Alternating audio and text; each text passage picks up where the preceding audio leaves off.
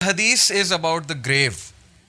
قبر کے بارے میں ظاہر ہے کہ بات کرنا ہمیں پسند نہیں ہے، کیونکہ لوگ کہتے ہیں کہ ڈر لگتا ہے یا بس ویسے ہی بورنگ بات ہے.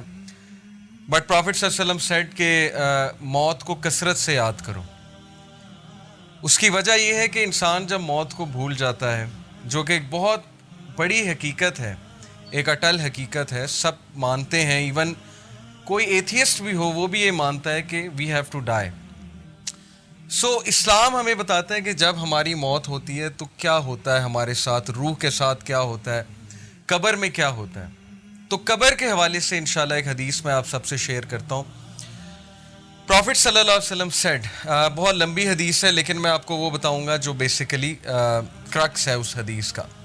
اذا دخل المیت القبر، جب میت کو قبر میں لے جایا جاتا ہے، یعنی جب روح آسمانوں پہ جاتی ہے، اللہ تعالیٰ سے ملتی ہے. یہ حدیث میں آتا ہے کہ 7 آسمان چڑھتی ہے روح، پھر اللہ تعالیٰ تک لے جایا جاتا ہے، یعنی اللہ کو دیکھتی نہیں ہے لیکن اللہ کی پریزنس میں پیش کیا جاتا ہے. اور اللہ اگر اس سے راضی ہے تو اللہ کہتے ہیں اس کو لے جاؤ، میں اس سے راضی ہوں. اگر اللہ ناخوش ہے، راضی نہیں ہے، تو پھر کہتے ہیں کہ تھرو ہم، اس کو پھینک دو یہاں سے، اور پھر اونچائی سے اس کو پھینکا جاتا ہے روح کو قبر تک. تو جب میت کو قبر میں لایا جاتا ہے، یعنی اب اس کے سوال جب شروع ہونے والے ہیں. مسلت الشمس عند غروبها، تو قبر میں اس کو میت کو سورج غروب ہوتا دکھایا جاتا ہے. جیسے عصر کے ٹائم پہ نہیں آپ نے دیکھا سورج جب غروب ہو رہا ہوتا ہے ایک دم خیال آتا ہے کہ نماز پڑھنی ہے. فیجلس یمسح عینیہ، تو وہ اپنی آنکھیں ملتا ہے. جیسے ہم سو کر اٹھتے ہیں نا اپنی آنکھیں ملتے ہیں، تو وہ اپنی آنکھیں ملتا ہے اور دیکھتا ہے کہ سورج غروب ہو رہا ہے. ویقول، تو وہ کہتا ہے دعونی اصلی، کہ مجھے نماز پڑھنے دو، عصر کا وقت جا رہا ہے، مجھے نماز پڑھنے دو. تو فرشتے مسکرا کر کہتے ہیں کہ وہ ٹائم ختم ہو چکا ہے، نماز کا ٹائم اب ختم ہے، اب نماز نہیں پڑھنی، اب حساب کتاب ہوگا. تو اسکالرز یہ حدیث کوٹ کر کے یہ کہتے ہیں کہ دیکھیں دس شوز کہ اس بندے کی پریفرنس کیا تھی، اس کی فکر کیا تھی جب وہ دنیا میں تھا.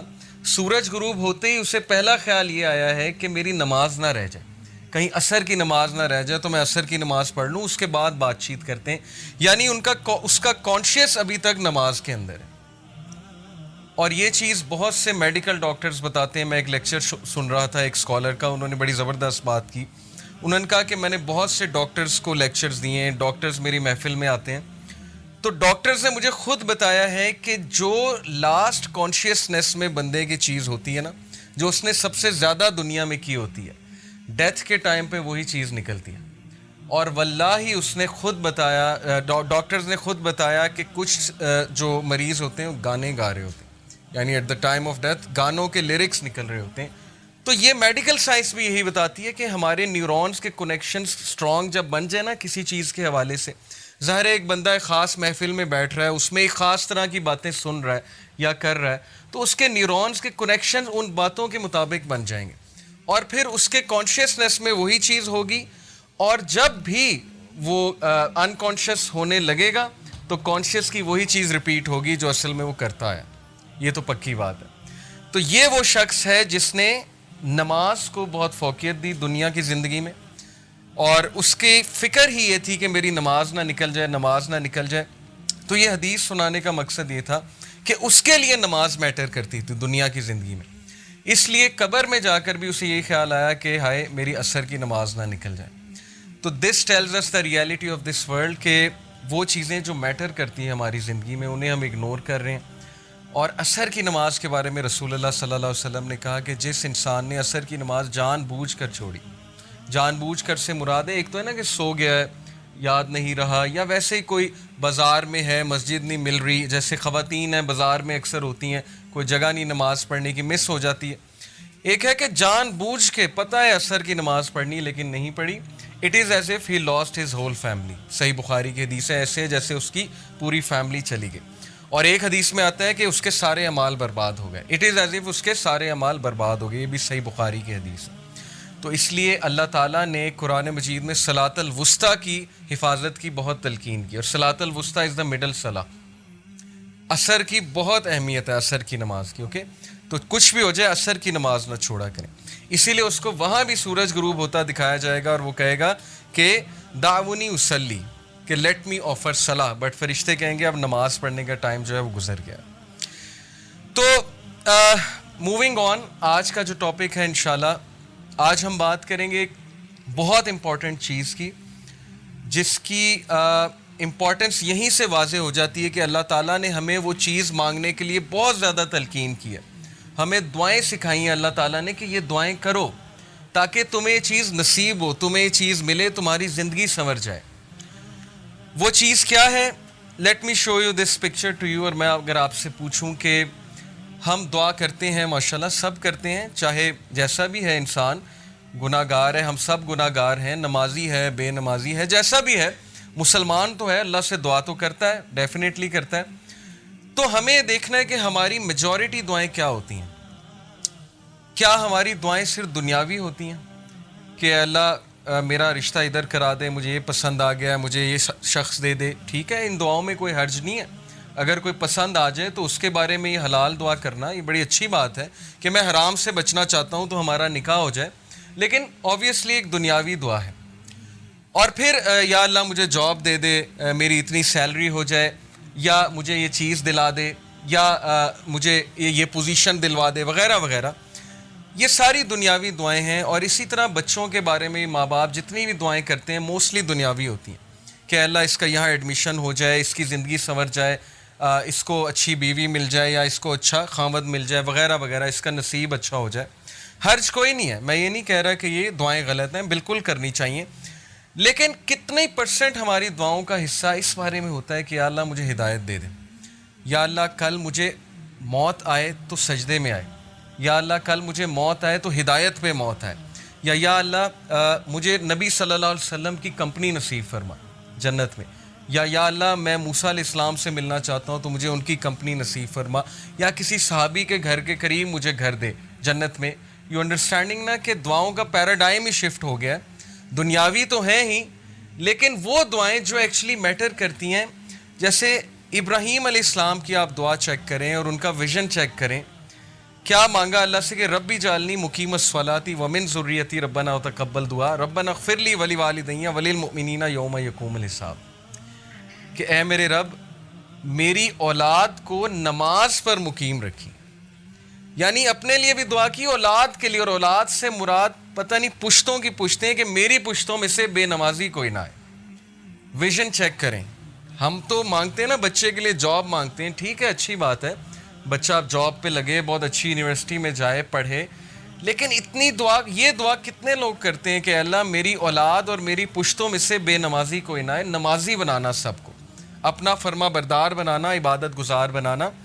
ربی جعلنی مقیم الصلاۃ ومن ذریتی ربنا وتقبل دعا، اے میرے رب میری دعا قبول فرمانا. ربنا اغفر لی ولوالدی وللمؤمنین، اے میرے رب مجھے معاف کرنا، میرے والدین کو معاف کرنا، اور مومنین کو جو آنے والے ان کو معاف کرنا. یوم یقوم الحساب، اور اس دن ہمارا حساب آسان لینا. دس از ویژن. یہ ہوتی ہے لیڈرشپ، اور یہ ہوتا ہے ایک لیڈر کی دعا کہ کتنے ویژن کے ساتھ کتنی براڈ دعا کر رہے ہیں. اسی طرح نبی صلی اللہ علیہ وسلم کی فیوریٹ دعا آپ کو پتہ ہے کیا تھی؟ ربنا آتنا فی الدنیا حسنۃ وفی الآخرۃ حسنۃ وقنا عذاب النار. Very comprehensive. حضرت عائشہ کہتی ہیں اللہ کے نبی کی فیوریٹ دعا تھی، اور یہ اتنی کمپریہنسو ہے کہ اس میں ہر چیز آ جاتی کہ اللہ give me the best of both worlds. ادھر جو بھی آپ دیں گے وہ بیسٹ دیجیے گا، اور میری آخرت کے لیے بھی اچھا، اور آخرت میں بھی بیسٹ دیجیے گا. تو دعاؤں کا نا تھوڑا سا پیراڈائم شفٹ کیجیے. اصحاب کہف کی دعا، ربنا آتنا من لدنک رحمۃ وہیئ لنا من امرنا رشدا، اے ہمارے رب ہمیں گائیڈ کر سیدھے راستے پہ، اور ہمیں ہدایت پہ میں انکریز کر، اور ہمیں راستہ دکھا، اور ہمیں ثابت قدم کر دے. اس میں سب کچھ آتا ہے اس دعا میں. تو جب بھی آپ کے معاملات آپ کے ہاتھ سے نکل رہے ہو نا، آپ کو سمجھ نہ آ رہی ہو میں کیا کروں، میں کہاں جاؤں، مجھے کوئی پاتھ سمجھ نہیں آ رہا ہے، مجھے کوئی وے آؤٹ سمجھ نہیں آ رہا ہے، تو دس از دی دعا کہ O our lord show us the way and guide us on that way and make us steadfast on that way. تو اصحاب کہف کی دعا ہے. اس طرح بہت سے انبیاء کی دعا آپ کو نظر آئے گی جس میں آپ کو ویژن نظر آئے گا. موسیٰ علیہ السلام کی دعا، مٹیریلسٹک چیزیں نہیں مانگی ہیں. فرعون سے مقابلہ کرنے جا رہے ہیں، آرمی مانگ سکتے تھے، ویپنز مانگ سکتے تھے، لیکن کہا ربی اشرح لی صدری، اے میرے رب میرا سینہ کھول دے، یعنی مجھے کانفیڈنس دے، مجھے وہ ویژن دے کہ میں چیزوں کو بہت کلیئرلی دیکھ سکوں، شرح صدر دے، ویسر لی امری، اور میرے ٹاسک میں ایز کریٹ کر۔ ہم اللہ سے کتنی دعا کرتے ہیں کہ اللہ میں پروجیکٹ کرنے جا رہا ہوں، میں یہ چیز کرنے جا رہا ہوں، میں سفر پہ جا رہا ہوں، میرے لیے ایز کریٹ کر، یا اے اللہ میں خاندانی جو ہے وہ معاملہ نبھانے جا رہا ہوں، میرے لیے ایز کریٹ کر، یا میں جاب کا انٹرویو دینے جا رہا ہوں، میرے لیے ایز کریٹ کر، میرے لیے بہتری فرما اس میں۔ وَاحْلُلْ عُقْدَةً مِّن لِّسَانِي يَفْقَهُوا قَوْلِي، اور میری زبان کی گرہ کھول دے، اس میں جو لکنت ہے اس کو کھول دے، اور تاکہ میں تیرے دین کی بات کر سکوں، یفقہوا قولی، میں بہت اچھے سے بات کر سکوں، وَاجْعَل لِّی وَزِیرًا مِّنْ أَہْلِی ہارون اخی، اور مین پاور مانگی، ریسورسز نہیں مانگے کہ پیسے دے دیں، فوج دے دیں، کہا بس ایک بندہ دے دیں، ایک مخلص ساتھی دے دیں جو میری نبوت میں شریک ہو، ہارون میرا بھائی، اسپیسیفک ہو کے دعا کی۔ تو ہم نے یہ دیکھنا ہے کہ ہم کیا دعاز کر رہے ہیں، کیا ہم ہدایت مانگ رہے ہیں اللہ تعالیٰ سے، کیا ہم اللہ تعالیٰ سے توفیق مانگ رہے ہیں، کیونکہ عمر رضی اللہ عنہ نے کہا تھا کہ مجھے یہ ڈر نہیں ہے کہ میری دعا قبول ہوگی کہ نہیں، مجھے یہ ڈر ہے کہ مجھے دعا کی توفیق بھی ہوگی کہ نہیں۔ یہ بہت بڑی بات ہے کہ میں دعا بھی کروں گا کہ نہیں کروں گا، اصل بات یہ ہے۔ میں آپ کو ایک واقعہ سناتا ہوں، ہمارے ایک دوست تھے ڈی ایچ اے میں، اب دبئی میں ہوتے ہیں، تو ماشاءاللہ ان کا ایک اسلامک سینٹر تھا، تو وہاں پر بہت لوگ آتے تھے، تو وہاں پر ان کے ایک دوست آئے، بہت عرصے بعد انہیں ملے، اور انہیں پتہ لگا کہ ان کی والدہ بیمار ہیں، ہارٹ اٹیک ہوا ہے، ہاسپٹل میں ہیں، کافی عرصے سے ہیں۔ تو انہوں نے حال چال پوچھا، اور انہوں نے پھر والدہ کی خیر خیریت پوچھی، ماشاءاللہ والدہ ٹھیک تھیں۔ تو پھر انہوں نے ان سے کویشچن کیا کہ آپ نماز پڑھتے ہیں، مطلب دعا کرتے ہیں والدہ کے لیے، نماز پڑھتے ہیں؟ تو انہوں نے کہا کہ نہیں، نماز پڑھنے کا نہیں ٹائم ملتا، بس انہوں نے ایک عذر پیش کیا کہ نہیں پڑھ پاتا۔ تو انہوں نے کہا کہ صحیح بتائیں جمعہ آپ نے کب پڑھا ہے؟ تو ان کے لائف سٹائل سے پتہ لگ رہا تھا کہ جمعہ بھی نہیں پڑھا، کافی عرصہ ہو گیا، تو شرمندہ ہو گئے تھوڑے، کہتے کہ نہیں جمعہ بھی نہیں میں پڑھ سکا۔ تو پھر انہوں نے کہا کہ نہیں، آپ اللہ کا شکر پھر کیسے ادا کرتے ہیں؟ اللہ کا شکر ادا ہمارے نزدیک یہی نا کہ نماز پڑھ کے ہے، یہ ایک جیسچر ہے اللہ کا شکر ادا کرنے کا، تو آپ الحمدللہ سبحان اللہ نہیں کہتے اللہ کے بارے میں؟ تو ہی سیڈ کہ میں نے ان سے کوشش کی یہ کہلوانے کی کہ آپ چلیں اللہ کا شکر ادا کر دیں، والدہ کو اللہ نے صحت یاب کر دیا ہے۔ تو ہی سیڈ کہ میں نے اپنی آنکھوں سے دیکھا کہ ان سے الحمدللہ اگلا ہی نہیں جا رہا تھا، کہا ہی نہیں جا رہا تھا ان سے الحمدللہ، زبان پہ نہیں آتا، جب توفیق ہی نہیں ہے اللہ کی طرف سے۔ تو یہ واقعہ سنانے کا یہ مطلب نہیں ہے کہ ہم ان کی کوئی یہاں پر بیٹھ کے برائی کریں، ہم ان کے لیے دعا کرتے ہیں کہ اللہ تعالیٰ ان کو بھی توفیق دیں، ان کو بھی دین کی طرف لے کر آئیں۔ لیکن یہ بہت عبرتناک واقعہ ہے کہ زبان پہ بھی اسی کے آتا ہے جس سے توفیق ہے۔ تو اللہ سے توفیق مانگنی چاہیے کہ میرا دل سخت ہو گیا ہے، میری زبان پہ یہ چیز نہیں آ رہی، نماز پڑھنے کا دل سپوز کسی کا نہیں کرتا، تو دعا کریں۔ لاسٹ ٹائم ہم نے ایک دعا سیکھی تھی، ربی اعنی علی ذکرک و شکرک و حسن عبادتک، تو یہی تو وہ دعا ہے کہ اللہ مجھے عبادت میں حسن عطا فرما۔ تو مین چیز ہے دعا کا کرنا۔ جس بندے نے دعا کے لیے ہاتھ اٹھا لیے، میں آپ کو بتا رہا ہوں اس کی زندگی چینج ہو جائے گی۔ یہ اللہ کا وعدہ ہے، سورہ عنکبوت میں ورس 65 میں اللہ تعالیٰ کہتے ہیں کہ جو بھی ہمارے راستے میں جہاد کرے گا، چلے گا، تو ہم اس کے لیے راستہ ہموار کریں گے۔